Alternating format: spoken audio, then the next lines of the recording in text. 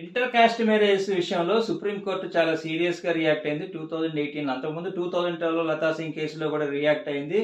2018 ఈ శక్తి వాహిని కేసులో ఇచ్చినటువంటి డైరెక్షన్స్ ఏంటంటే స్టేట్ గవర్నమెంట్కి, each state government has to immediately identify the prone areas of honour killings.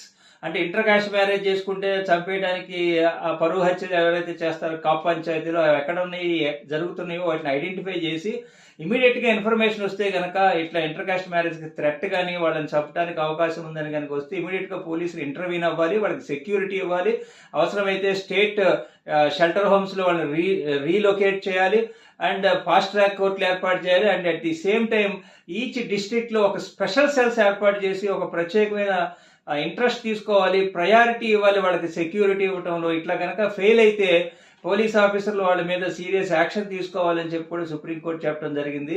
ఇది వచ్చి 2018లో ఇచ్చినటువంటి